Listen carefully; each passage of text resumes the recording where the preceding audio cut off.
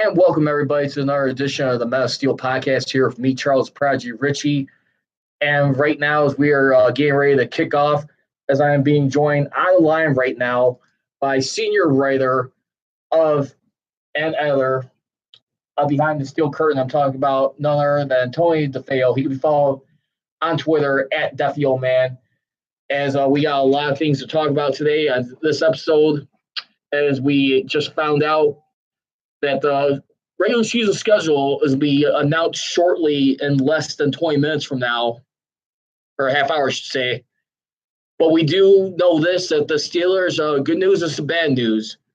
We already know one of their opponents, which is good news.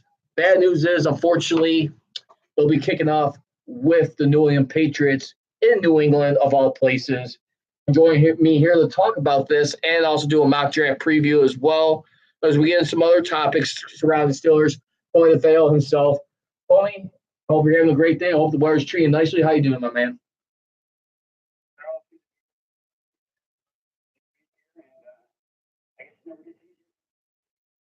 Yeah, I could definitely imagine. And speaking of which, real quick, I just wanted to say on a note, real quick, just a little off to the side. I know it's been kind of like a little up and down year for Pittsburgh. I mean, with the Steelers missing the playoffs, when would you get into the playoffs to get swept out of the first round right now?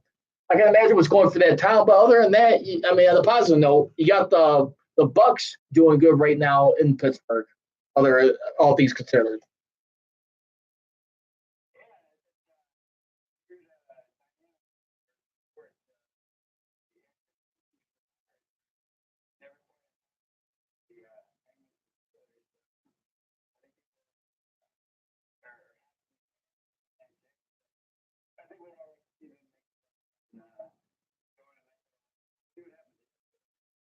Yeah, and you know what? And hopefully, maybe for like a lot of fans looking at it right now, maybe they're thinking it's that 2013 feel all over again. You never know, and they'll have like one of those historic runs.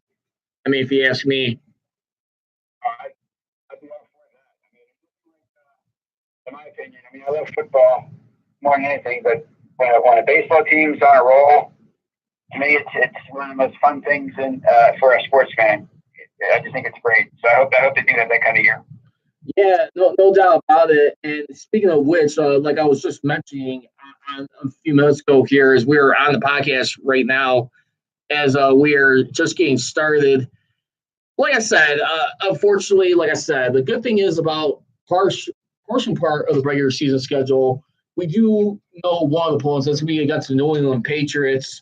It's not going to be against the Browns, unfortunately, as we've seen as far as like the last 3 years in Cleveland, as the last 2 years, my mistake. But yeah, I think it's definitely one way to kick things off. Tom Brady defending his sixth Super Bowl title with the New England Patriots against a team who are still six-time Super Bowl champions in their own right. Go figure. Yeah, I mean, Yeah, it is Sunday night. oh, really?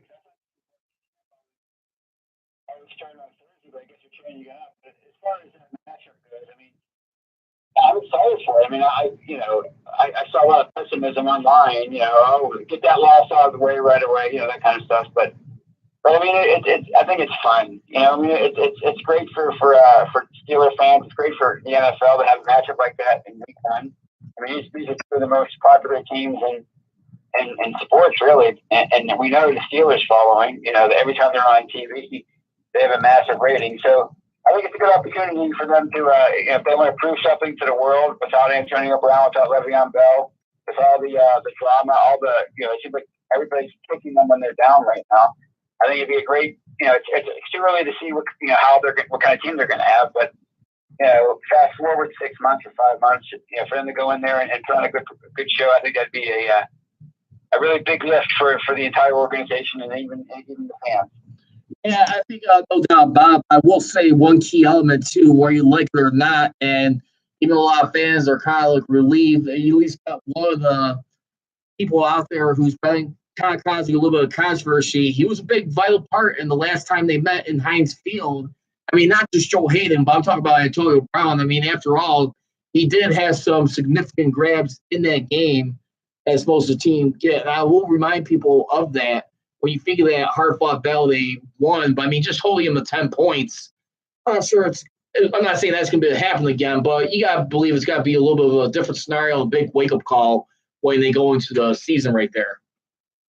Oh, yeah. I mean, Antonio Brown, it's I mean, all the drama and all of the stuff that he's said and the way he's behaved since the end of the 2018 season, I think people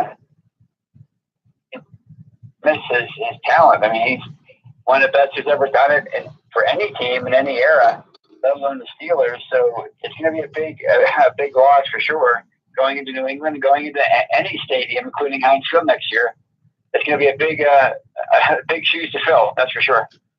As we move along, I mean, one of the biggest notable things aside from that, I mean, we heard at least like a couple of days ago, nice to see some of the guys right there, the veteran players, like as far as like a Cam Hayward, Marquise Pouncey, James Conner, Joe Hayden. I mean, mixture with some of the younger guys too, and Vance McDonald. I'll get ready to go. And finally, nice to see Ben Roethlisberger get in there as well yesterday. I alluded to that on my show 2 days ago, and I was just questioning jokingly. I said, well, not jokingly, but a little bit of a serious tone here too. I know Ben Roethlisberger and me and Brian Diarlo, 247 Sports, were talking about this last week, and he definitely feels that they did a lot of things. He did a lot of things right with the organization, the way he's handling things. But I still kind of question if this is going to be a team-building thing going forward, does this kind of make you feel a little bit better to kind of like somewhat appease the fans? And not just that, but kind of like quell some of the criticism he's been receiving from former teammates, get in there with the guys right now, doing the off-season workouts. I mean, usually he's kind of somewhat of a solo act throughout this time. Absolutely. I mean, I think if there's anybody who has something to prove, it's Ben Roethlisberger. It seems like he's always had to prove himself. Yeah. You know, he certainly has the credentials. You know, he's had a great career. But, you know, from a national perspective, he's always kind of been, I don't know, sort of swept aside as far as the franchise quarterbacks are concerned. He's always ranked lower than people think he should be ranked. He's always been thought of as a stand-up quarterback. And I think this shows real leadership, the fact that he's in there with these guys for these volunteer workouts. They don't even have coaches there. So the fact that they've had such a great turnout and there's such enthusiasm from what we've seen anyway, I think it's a great sign. And you know, let's be honest, people are going to count them out, but as long as they have number 7, and if they have a motivated number 7, then I think it's going to be a positive. I think we're going to see some really great things next year. Yeah, I definitely feel that way as well. I mean, you definitely got a lot of things right now where you got to take a lot of things considered. It's a lot more on the line this year as far as from an integral standpoint when you really take a look at it and when you really see things the way it's happening over here. But, I mean, I will say this right now. I mean, it's switching on, too. I mean, one thing I was just watching like a short little video clip of yesterday, former linebacker for the Ravens and Jets, we're talking about none other than Bart Scott. And I remember I was one of the very first ones that predicted this about Antonio Brown when he was still with the team. I thought he was more like a Terrell Owens. He definitely feels that right now, Antonio Brown, at this moment, he kind of reminds him of like Chad Ocho-Cinco Johnson and now to Terrell Owens. Yeah. His ego seems unchecked right now. He's blaming everybody but himself for everything that went down here. He's not really accepting any of the blame, and it's almost like he forced his way out of here because he wanted more money. And in order to do that, he sort of made up all these other reasons why, it was a toxic work environment. But, the Steelers' reputation for the kind of organization that they run. I mean, it's clashing from top to bottom. They have their issues. There's no question about that. But the question, Art Rooney, the owner, the question, Kevin Colbert, the question, Mike Tomlin, as far as people, to work for. I mean, to me, that's just a sign that, quite frankly, he's full of it, Antonio Brown. And I could see him making it through 4 or 5 weeks with Derek Carr before he blows up again, because, believe me, like Larry Fitzgerald said, he doesn't know how good he had it here with Ben Roethlisberger. The chemistry that those two created over the last 8 or 9 years, it's almost unparalleled in the history of the NFL. And for him to think that he could find that again with Derek Carr or any quarterback, not named, you named the top 2 or 3 in the league, I think he's going to be for a rude awakening. So I could definitely see him going on a 4 or 5 year stretch where he plays for 3 or 4 different teams, like a Terrell Owens, like a Chad Ocho-Cinco, Chad Johnson, and even Randy Moss, as great as he was, he sort of bounced around the league at the end of his career. So I could definitely see that happening with Antonio Brown. We're being joined live by senior writer for Behind the Steel Curtain and Totally to Fail. He can be followed on Twitter at Duffy Old Man. And yeah, and that's one thing I always continue maintaining too. I mean, even with Ben Roethlisberger, whether you like him or not, in my opinion, I mean, yeah, Antonio Brown and Le'Veon Bell were exceptional talents right there. He definitely had the best players, but I mean, at the same time too, I believe not just from like whoever the offensive coordinators were at the time, where it was like Bruce Arians or Todd Haley or Randy Fichtner. Ben Roethlisberger still, in my opinion, had a lot to do with taking them to that next level with the play calling he had to put up with. Because I know he still gets a lot of the criticism for turning the ball over too many times, but I will say this about Ben and his defense. At the same time, I kind of like that high risk, high reward factor he puts on the line. I mean, he's a guy who's willing to show day in, day out. I mean, that he's willing to go for the knockout and go for it all at times, despite all that. Absolutely. He's always had that kind of mentality. But the great thing about him, and a credit to him, since like 2011, 2012, when Art II said he wanted him to tweak his game, and they went out, they got rid of Bruce Arians, and he had a close relationship with him, and they brought in Todd Haley. He's become a much better, much more efficient quarterback, much more cerebral quarterback, and he still has that gunslinger mentality. And what I will say this about the turnovers is I think it's been stated by more than one person that he had 16 interceptions last year. I think 10 of them, or 9 or 10, were when he was targeting Antonio Brown, which is a good thing to do. I mean, he's one of the best receivers of all time.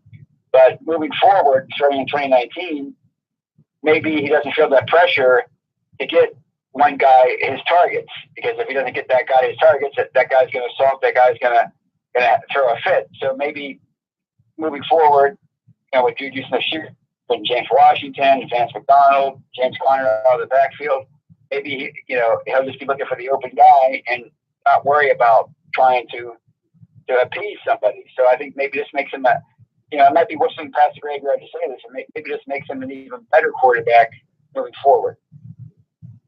Yeah, and that's the interesting thing. But if you had to choose two, and I was listening to this on First Take earlier, and with Stephen A. and Max Kellerman, and they were both looking at it. I think Stephen A. Smith, he maintained that Ben Roethlisberger probably had a little bit more to prove this year, but Max Kellerman's argument was a little bit more so Kevin Colbert as well. I mean, more so only because you did let two of the best talents walk away, and how you just simply did not state you were not, if you would just said in the beginning, you were not going to franchise them. It would have been a little bit more smoother for them to know they will have to part ways. And in your mind right now, who do you think, if you had to choose, if you had to pick a side right now, if someone forced you, who would you say you would say has more to prove? Ben Roethlisberger or general manager Kevin Colbert? I think Ben Roethlisberger has more to prove because Kevin Colbert has been getting some backlash, and he has been getting some criticism. But I mean, people have been piling on Ben Roethlisberger the last few months. I mean, big time. I mean, he's been getting it from all ends, and and you mentioned the interceptions, and that's people are talking about how his arm his deep ball has gotten worse, and how he's going back to the old Ben, earlier in his career where he was taking more chances. So I think he has more to prove that he can do it without Antonio Brown. So if I had to pick somebody, I think Ben Colbert, he's done a really good job here. I mean, people don't want to give him credit and then they criticize his draft misses, but he's also had a lot of hits. I mean, we can talk about two of them, Antonio Brown and Ben Roethlisberger, and obviously Le'Veon Bell. You name it. You can go down the line and name the all-pro talents that he's helped draft with Mike Tomlin, as well. So if I had to pick one person, it would have to be Ben Roethlisberger, because I think he's going to want to prove to the whole world that he's not washed up at 37 years old. No, but then you can also add an X factor too, and I'll probably have to say Mike Tomlin a little bit more so as well, because even though Ben Roethlisberger is receiving a bulk of the criticism, and then probably more so like Ben Roethlisberger, then Kevin Colbert, excuse me. But I have to probably say Mike Tomlin too, because at the end of the day too, look, he has hesitated on wanting to bench guys for going a little bit over the line with Antonio Brown or Le'Veon Bell. I mean, there's one statement that stood out for me, and he even said with a guy like Antonio Brown, he even said to someone, like, they're asking, like, how do you allow stuff like this to continue to happen with him or his antics? And his response was, well, what would you like me to do? You want me to bench him? I mean, think about that. I think, if anything, they all got their hands on this. But I think Tomlin deserves just a little bit more, too, as well, because you got to think about it. They did not necessarily renew him. He's usually given, like, an extension, like a 2-year window extension about this time. Didn't happen. So I got to believe that's, like, a sign right now. It's either, like, win or get in to, like, save his job. Or if they do miss the playoffs, does he hang on like how he did similarly in 2013, where if you have a sloppy, mediocre start, but you finish strong down the stretch?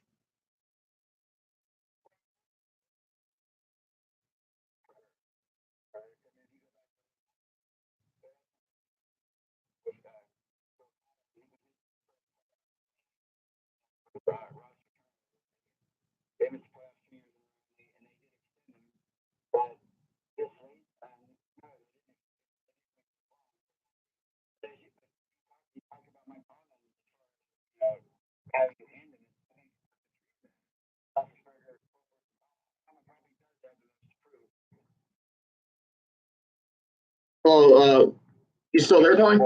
Oh, sorry about that. I lost you for a second. Okay.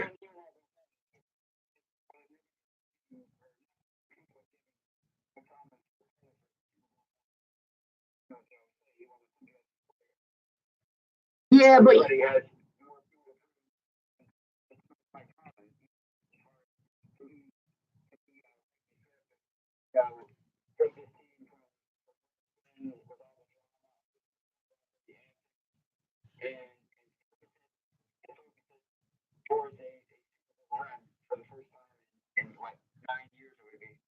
yeah, but you know what? I would also argue this too. I mean, when you look at, was a majority of that Bill Cowher's team? Absolutely. But I mean, at the same time too, he also made some crucial, integral, like draft pieces too when he came in there within his first 2 years. And when you really think about it, I mean, when he took over, there's a few couple of key names that he had in there, like say like Lawrence Timmons, a good special linebacker right there for them, who was a good run stuffer, along with Lamar Woodley, who could rotate in there every now and then. I mean, you have Rashard Mendenhall, who was a backup to Willie Parker. I mean, Willie Parker was kind of breaking down. And then, of course, William Gay. So, yeah, I understand a lot of that was the bulk of Bill Cowher's team, but those were necessary pieces to add those point at that moment in time when he got hired and when he got brought on, that brought him 2 more Super Bowl appearances. You had a 1-1 record. I mean, those are still key names.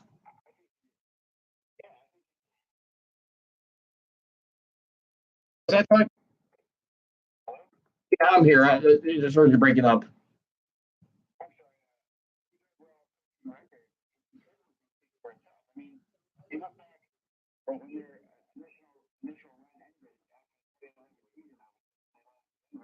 Yeah. Yeah.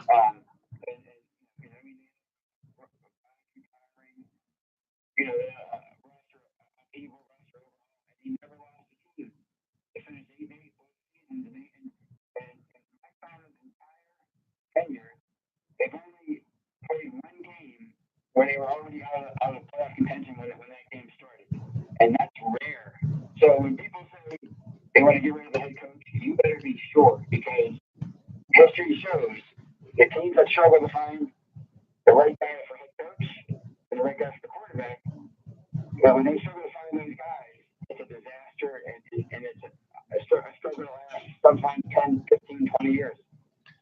I mean, and that's what Mike Tomlin did, if you ask me. It's like he took like a bunch of like used parts that he was inherited with. He took them, he recycled some of them, and made some tweaks and improvements. And you know what? At the end of the day, sometimes, like I tell a lot of people this, in my opinion, it doesn't matter if this was necessarily your team you built up, you took it to a championship level, but at the same time, too, you're coming in here to succeed someone for a reason. It's just more bottom line. Can you continue doing this job right here and continue to take us to the next level? And he did do that with 2 Super Bowl appearances and not having a losing record, and also reaching 100 wins like faster than anyone since coaching. But now on to another topic real quick too before we close you out here. And I was saying this too. I know last year the Steelers were kind of beaten out when they were trying to look for their guy in like Rashaan Evans, and there was one other guy like linebacker they were looking at. They missed out on, but they're able to get Terrell Owens. But this year, I'm starting to think maybe lightning could strike twice. And the reason why I say this, because you know what? When you look at the inside linebacker position, obviously you don't want to ignore Shazier's successor. But I still feel confident enough in the group when you got guys like number 1, Vince Williams, who Kevin Colbert and them signed to an extension last year, multi-year deal. And then John Bostic. John Bostic was one of your leading tacklers on that defense. So I'm thinking this year, my gut feeling is going to say cornerback to be the first pick. Say you.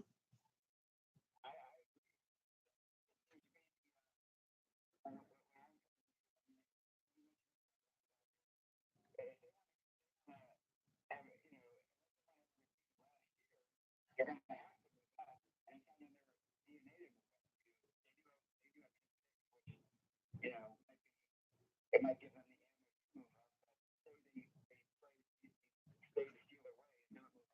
they're not going to get Devin White, they're not going to get Devin Bush. So, they signed Mark Barry as an inside linebacker. He seems to be one of those kind of guys that's capable of playing in coverage. He's converted safety. So he definitely has the speed to hang with tight ends and wide receivers and play the linebacker position, which, these are all things that count on Ryan Shazier to do. So I'm with you. I'm thinking cornerback. It seems to me like, they're going to have their choice of, Greedy Williams, DeAndre Baker, Byron Murphy. One of those, like 2 of those 3 probably will be there. So just a matter of, do they want to go that route? Steven Nelson, they just signed him as a free agent. He's young. But Joe Hayden, he's a veteran. He's really good. He's really good. Maybe their defensive MVP last year, but this is last year's contract. So they potentially need somebody to fill that void in 2020. So if one of those guys is there when a point is pick, that might be a sound way to go this year. And lastly, before we get out of here, I know you got to get ready to pay attention shortly to the release of the schedule. So I don't mean to keep you long. This be the last one, but a lot of talk has been mentioned about like edge rushers, more particularly where it's like a defensive end or outside linebacker. Buy or sell either one of those positions for edge rusher gets selected in their top 100 picks. Buy or sell.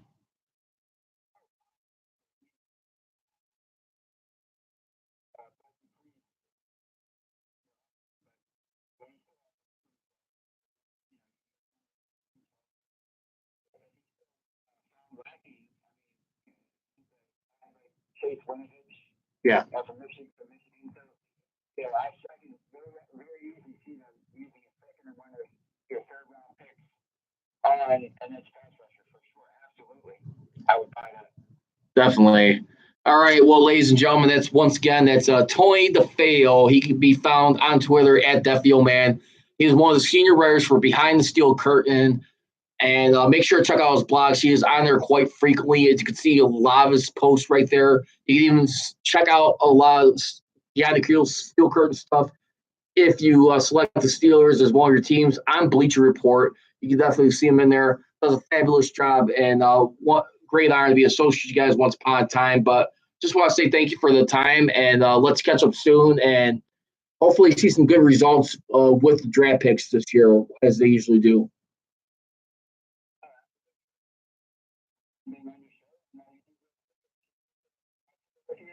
Likewise, my man. It's always a pleasure. You have a good one. Enjoy some of this weather, and let's get Pittsburgh back up and running in the sports town with success, man. Winning success. Let's keep that rolling. You too, sir. Have a great, happy Easter, Tony. All right, bye-bye. And yeah, I think that is definitely some key things right there to keep in mind. I definitely could see like an edge rusher being selected in this year's draft. And when you really think about it, I mean, that's one of the things too. I mean, you also got to look at it this way too. Think about this. I mean, you also have been moved on from James Harrison right now in year number 2 fully when you really think about things. I mean, do they still have some guys on their team? Absolutely. But I think you still got to be careful. I think one of the things when you look at this defense too, that's one thing they're predicated is attacking from that outside. As much as you have that run stuffer, I mean, you really think about it. I mean, you get a lot of like blitz opportunities, in my opinion. That's one of the things they've been famous for when they've been so-called Blitzburg, like at a moment in time when you really take a look at things. So I definitely see that.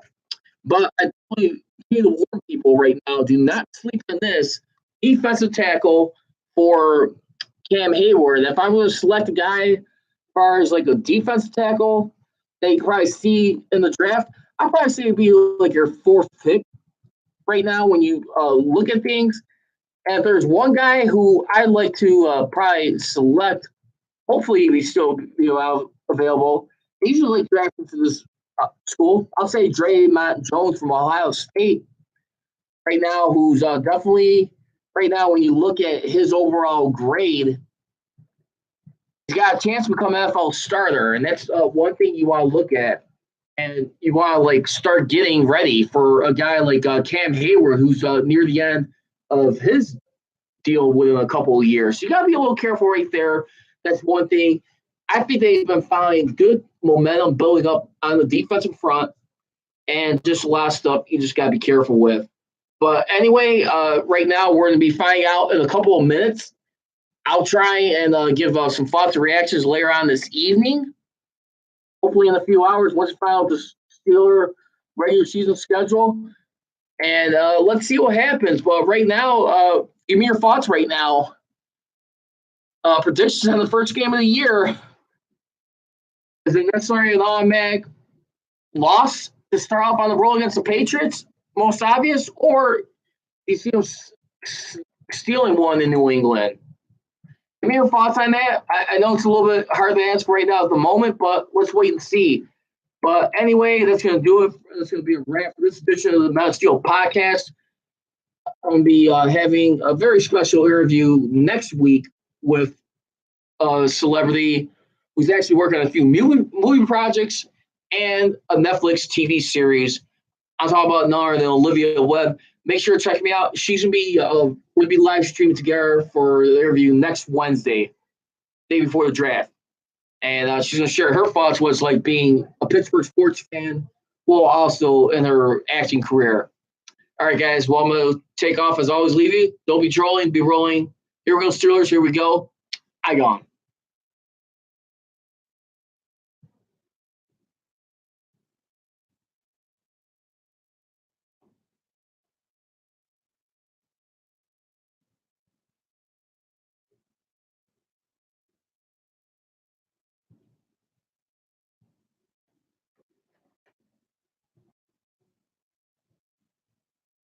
Thanks so much, guys.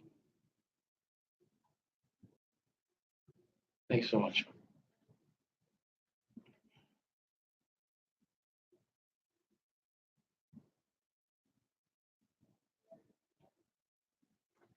Being hard for Ellie, but that's okay.